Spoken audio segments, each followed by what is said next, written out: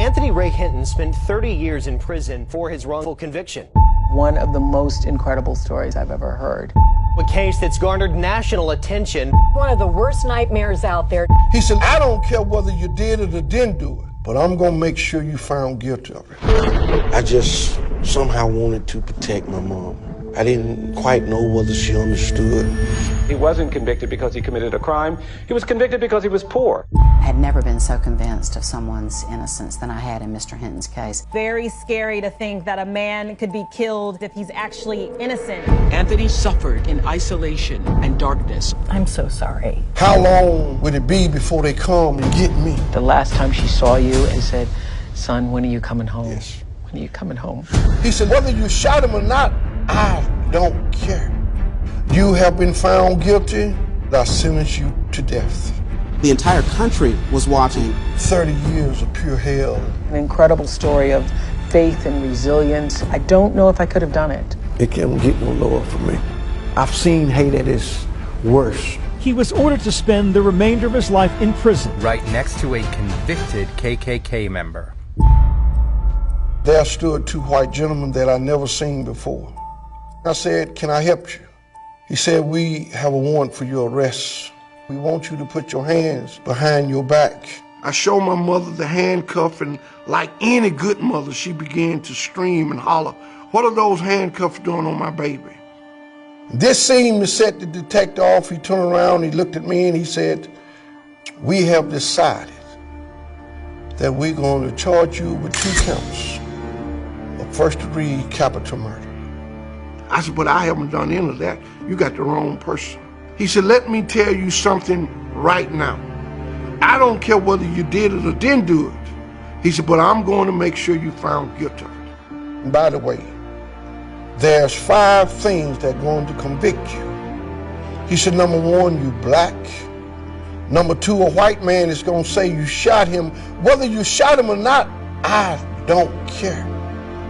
He said, number 3, you're going to have a white prosecutor. Number 4, you're going to have a white judge. And number 5, you're going to have an all-white jury. He said, do you know what that spells? And he looked at me and he said, conviction, conviction, conviction, conviction, conviction. He said, I really believe you didn't do it. He said, but since y'all is always taking up for one another, he said, take this for your homeboy.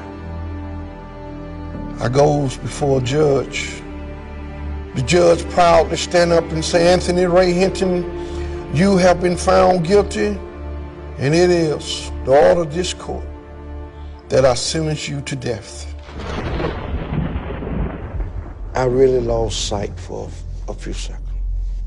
I was just totally in shock. I just somehow wanted to protect my mom. I didn't quite know whether she understood. I didn't want the world to believe that my mom had raised a son that was capable of taking another human being's life. And so I asked God to let the truth come out. The last time she saw you and every time she heard your voices said, son, when are you coming home? Yes. When are you coming home? She would ask me that, and I lied to her every time she asked me. Mama, they're working on it. They just gonna take some time. And I was transported to death row. I did not say a word to another human being for 3 years. Going into the 4th year, I woke up approximately at 1 a.m. to the sound of a grown man crying. A man that I had lived by, should never asked him his name or where he was from. But at an early age, my mother taught me compassion. My mother taught me no matter what one does in life, he or she still deserves compassion. And it was that compassion that I hollered through this brick wall. And I said, sir, do you need me to call and get the officer back here? He said, no. My name's Ray, I said. There was silence.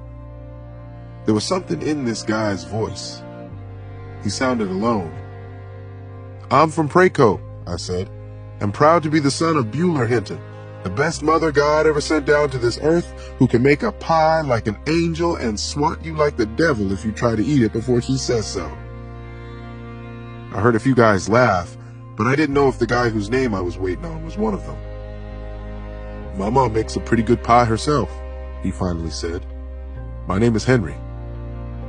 Henry was a Ku Klux Klansman's son.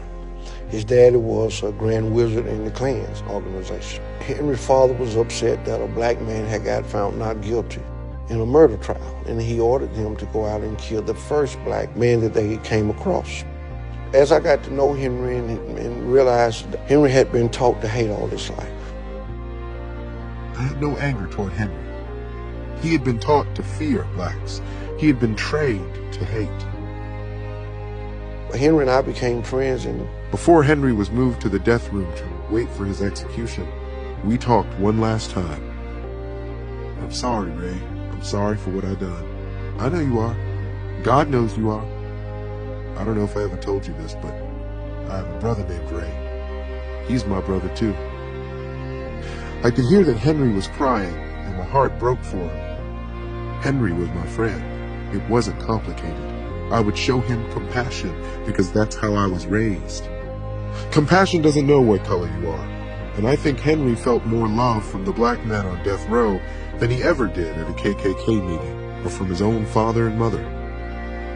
And I was told that Henry said, all of my life, my father, my mother, my community taught me to hate. The very people that they taught me to hate are the very people that taught me how to love. And tonight, as I leave this world, I leave this world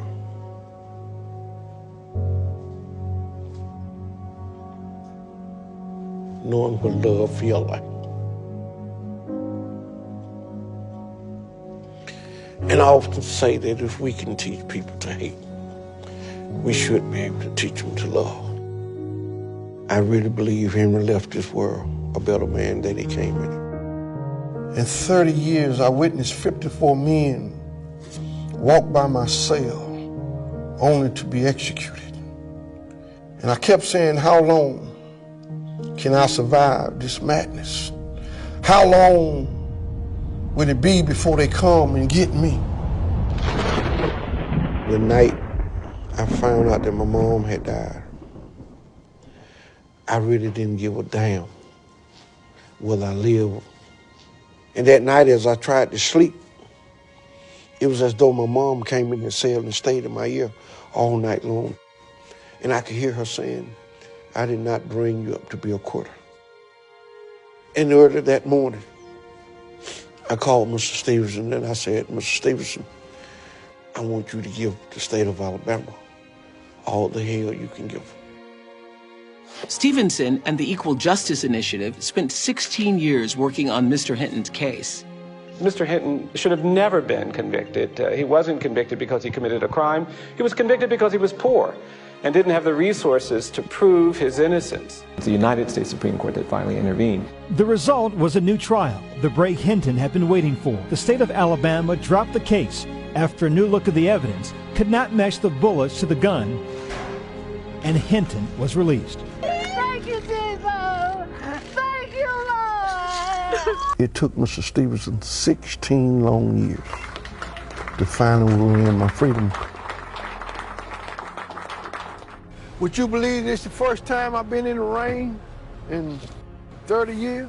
It was wonderful. I mean, I could just stayed in the rain that whole day if I could have. And everybody kept saying, get out of the rain, you get sick. I said, I haven't had rain on my body for 30 years. My mom, I still love her. And although she's not here, she will always be in here. There's not a day that go by, not a night that I don't take her photo and kiss her and say, good night, Mom. My mother had worked all her life to have a home built. And when I came home, I wanted to fix this old house up. And it has a connection with me and her. And I did it in her memory. Just because someone do you wrong, it don't make it right that you go do them wrong. I can dwell on the negative and never grow. So I choose to embrace the good. I don't sense any bitterness. Why is that? Bitterness kills the soul. I cannot hate. I've seen hate at its worst. What would it profit me to hate? Death Row taught me that either you love or you hate. Death Row taught me you either help or you harm. Death Row taught me no matter where we are, we still can love and we still can help one another. If we can teach people to hate, we should be able to teach them to love.